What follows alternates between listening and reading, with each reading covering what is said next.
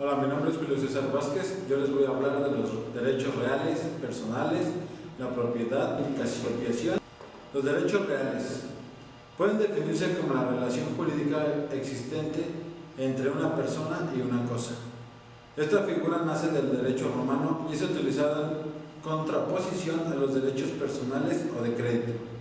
Este tipo de derechos van directamente relacionados a una cosa y no a una persona.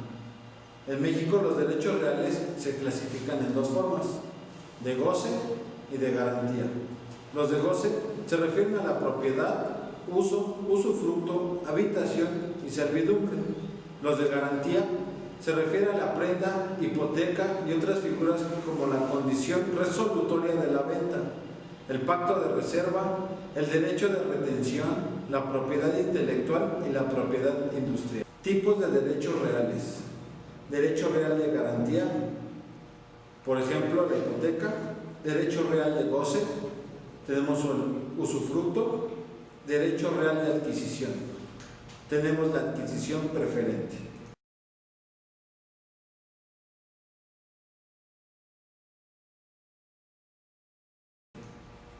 Derechos personales. Los derechos personales o de crédito son derechos patrimoniales relativos, es decir, que solo existen en las relaciones de ciertas personas entre sí. Este tipo de derechos los encontramos en un acreedor que tiene derecho para exigir a un deudor el cumplimiento de una determinada prestación. Los derechos personales o de crédito son los que solo pueden reclamarse de determinadas personas que por un hecho suyo o sola disposición de la ley han contraído las obligaciones correlativas. La diferencia entre estos dos tipos de derechos es que el derecho personal, el acreedor no ejerce su facultad sobre un objeto, sino que lo hace contra un deudor. Y el derecho real, la facultad se ejerce sobre una cosa sin intermediarios. Tipos de derechos personales. Los derechos personales son por excelencia cuando existe una obligación que nace de una relación donde existe un sujeto activo y uno pasivo. Derechos crediticios son aquellos donde un acreedor obtiene mediante legítima acción la posibilidad de exigir una obligación a un deudor o sujeto pasivo. Obligaciones, cuando el sujeto pasivo o deudor le corresponde desempeñar un tributo al que está obligado.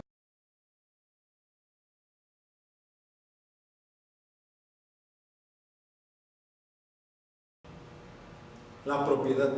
La propiedad se define como el derecho o facultad de poseer algo que es objeto dentro del marco jurídico aplicable. En el ámbito legal, la propiedad es el poder directo que se ejerce sobre un bien. Este poder otorga a su titular la capacidad de disponer libremente del objeto y sus frutos, teniendo como limitaciones aquellas que impongan la misma ley.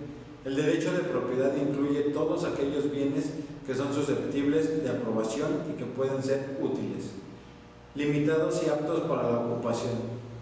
La importancia de la propiedad radica en que es fundamental y necesaria para la existencia armónica de la vida social. Esta condición sirve para que el hombre pueda sobrellevar su vida y desarrollar aquellas acciones para alcanzar sus metas y modo de vida deseado. Las características de la propiedad son las siguientes: generalidad, abstracción, elasticidad. La expropiación, procedimiento que permite a la administración, con fines de utilidad general, constreñir a una particular a que ceda su bien a título oneroso, y a ella misma y a otra persona jurídica de derecho privado.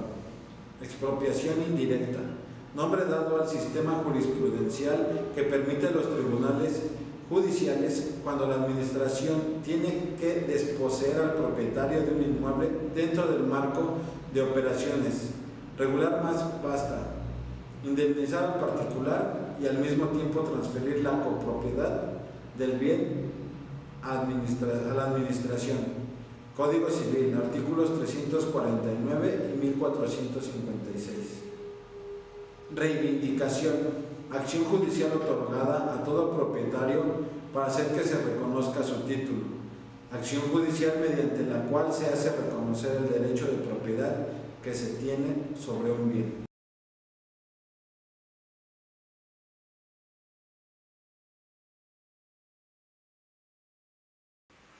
Mi nombre es Viridiana y yo les voy a hablar acerca de la enumeración de las formas de adquirir la propiedad.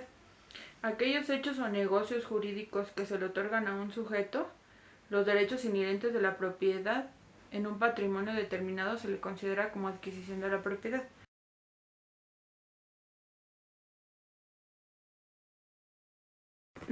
La tradición es un modo bilateral de adquirir la propiedad y consiste en la entrega material y voluntaria de la cosa a otra persona que la recibe del mismo modo.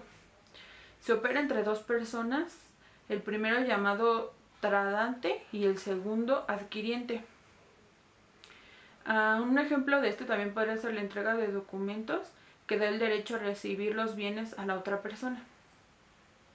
La ocupación es en el derecho civil un modo de adquirir la propiedad de las cosas que carecen de dueño y consiste en su aprehensión material unida al ánimo de adquirir el dominio.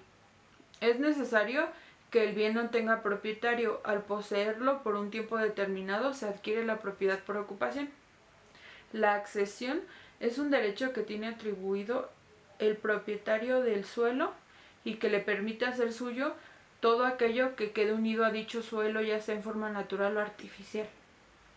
La usucapión o prescripción adquisitiva. Esto también es la forma de adquirir la propiedad o cualquier otro derecho real mediante el ejercicio de la posesión durante el tiempo y los requisitos exigidos en la ley. La sucesión por causa de muerte. En esta es el modo de adquirir los derechos y obligaciones de la persona difunta o de parte de ellos. Y por la ley, en esta se señalan las formas para adquirir la propiedad, como es a base de contratos. Los modos de adquirir la propiedad a título universal y los modos de adquirirlo a título particular. Los primeros operan la transmisión de la propiedad y de los derechos reales con motivo de la transmisión de todo o algunas partes del patrimonio, como lo son las sucesiones. Los segundos solo operan la transmisión de uno o de varios derechos determinados. El segundo es el modo de adquirir entre vivos y por defunción. Los primeros suponen que el derecho real se transmite de una persona viva a otra que también lo esté. Las transmisiones entre vivos son a título particular.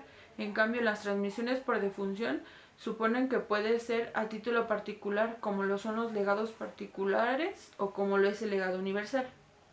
Las transmisiones por defunción suponen que en todo caso que el autor de la transmisión ha muerto y solo vive el beneficiario. Los modos de adquirir a título gratuito y los modos de adquirir a título oneroso. En el primero, el beneficiario no ha hecho ningún sacrificio para recibir dicho bien, y en tanto los segundos proporcionan una contra, que en este caso sería una prestación o dar a cambio algo para recibir dicho bien. En el cuarto es el modo de adquirir originario y los modos de adquirir derivados. El originario es el modo de adquirir o apropiarse de una cosa o de una propiedad que no pertenecía a nadie, pero de manera legal. Por el contrario, los modos de adquirir derivados son los medios legales de transmisión de una cosa o de un patrimonio, en todo o en algunas partes. El originario solo es por ocupación y los derivados es por la accesión. El contrato de usucapión, los legados, la ley y la tradición, que estos son también del artículo 539 y el 713.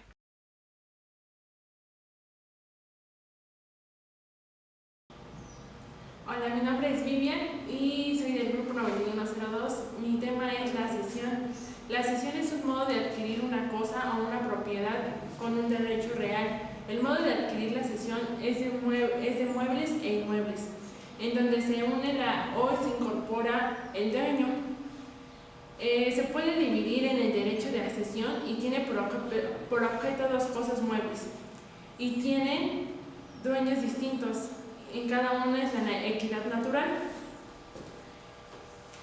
Se puede dar de forma de aluviones, de palomas o de animales. Aquí entra todo lo que se refiere a la naturaleza. Y pueden entrar estanques, lagunas, lagos. Y se puede dar de manera artificial. La manera artificial es la construcción con materiales ajenos. Esto es cuando una persona se mete a la propiedad y construye algún edificio, pero él no es el dueño.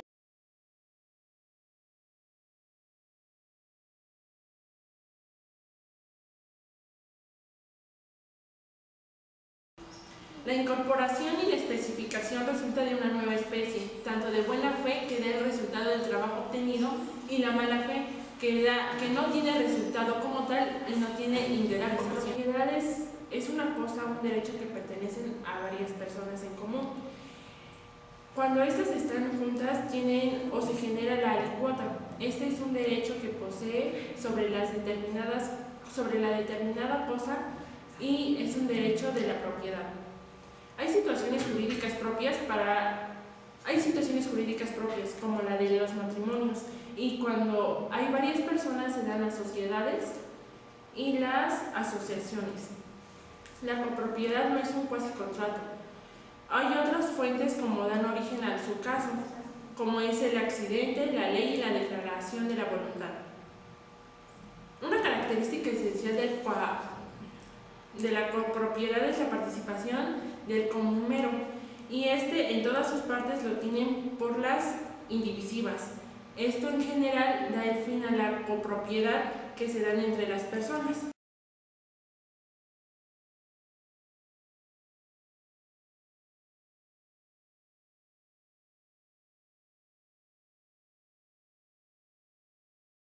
Hola compañeros, soy Rosa Isela Castillo Mauno y les hablaré sobre el régimen de propiedad en condominio. Se considera régimen de propiedad en condominio aquel que se constituye sobre inmuebles que en razón de sus características físicas permite a sus titulares tanto el aprovechamiento exclusivo de áreas primitivas como el aprovechamiento común de las áreas que no admiten división, confiriendo a cada condominio un derecho de propiedad exclusivo sobre la unidad primitiva, así como un derecho de copropiedad con los demás condominios respecto de las áreas o instalaciones en común. Este régimen se encuentra organizado en gran medida en la escritura constitutiva y en el reglamento de condominio, el cual tendrá que contener por lo menos derechos y obligaciones, medidas para el mantenimiento y operaciones del condominio y las formas de convocar asambleas, así como formas de designar al administrador y sus facultades, formas de remuneración del administrador y en qué caso procede la separación del cargo, formas de designación del comité de vigilancia facultativas y causas de remoción.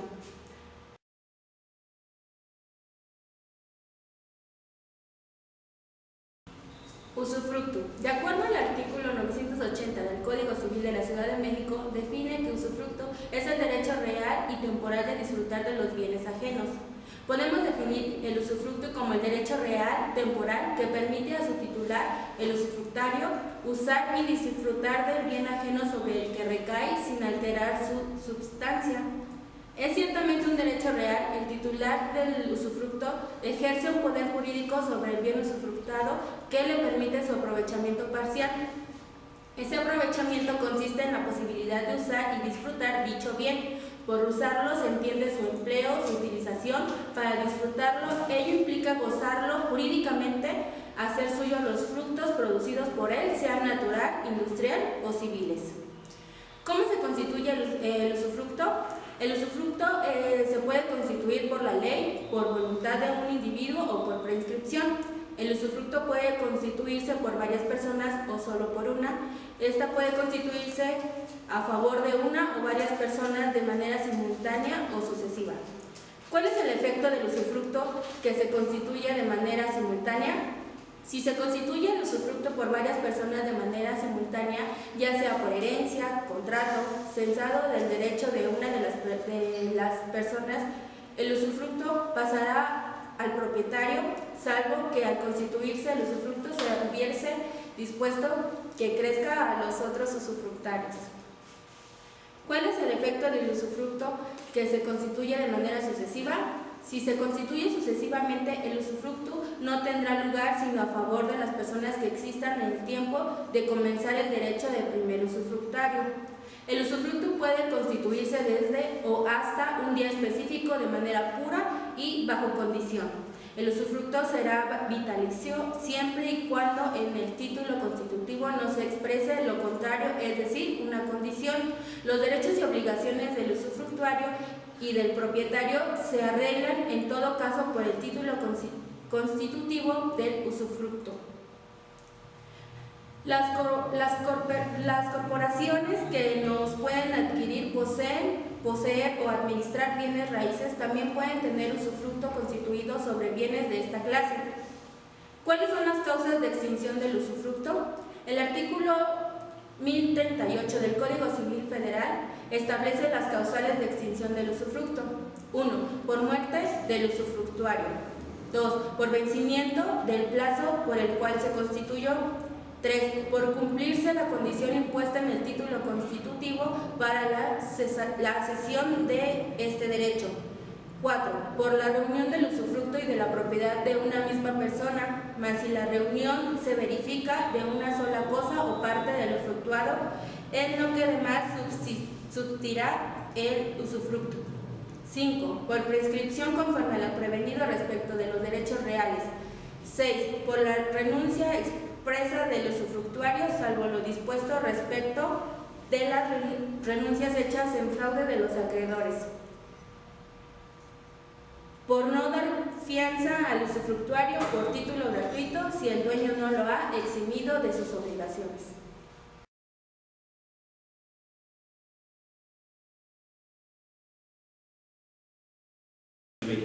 Mi nombre, Alberto Macías, Unidad 5. El tema que les voy a hablar ahorita es uso y habitación. ¿En qué consiste? El derecho de uso y el derecho de habitación son derechos reales de características comunes. Si bien suelen regularse conjuntamente, constituyen derechos diferentes. Ambos son derechos personalísimos, intransferibles y que se otorgan por razón de la persona, normalmente por vínculos familiares o emocionales. Para diferenciar estos conceptos se dan los siguientes ejemplos sencillos. Un arrendador renta a una persona X un departamento por un tiempo determinado por medio de un contrato oneroso correspondiente. Así X se convierte en portador del derecho del uso del inmueble. ¿Qué es el usufructo? Es el derecho por el que una persona puede usar los bienes de otra y disfrutar de sus beneficios, con la obligación de conservarlos y cuidarlos como si fueran propios. ¿Qué diferencias hay?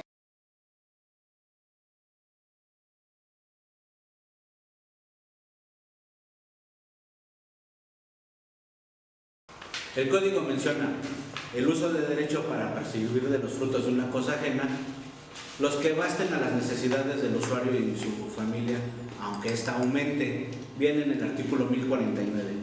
La habitación da a quien tiene este derecho la facultad de ocupar gratuitamente en casa ajena las piezas necesarias para sí y para las personas de su familia. Artículo 1050. La concubina del hijo de un titular de una determinada propiedad inmueble otorga el derecho de habitación a ella, mientras que en el usufructo el portador de tal derecho puede disponer de los frutos, venderlos, rentarlos, hipotecarlos. En el derecho de uso, estos frutos solo se pueden percibir mientras hacen las necesidades del usuario y sus familias. Sus derechos no podrán ser vendidos, rentados o hipotecados. De las servidumbres. Artículo 1057. La servidumbre es un gravamen real impuesto sobre el inmueble en beneficio de otra perteneciente a distinto dueño. El inmueble a cuyo favor está constituida la servidumbre se llama predio dominante, el que sufre, previo sirviente. Artículo 1058. La servidumbre consiste en no hacer o en tolerar para que el dueño del predio sirviente pueda exigir la ejecución de un hecho. Es necesario que esté expresamente determinado por la ley o el acto en que se constituyó la servidumbre.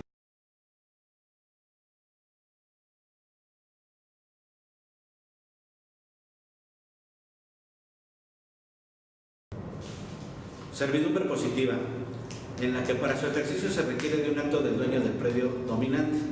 Pues bien, también existen las servidumbres que imponen provecho y comodidad.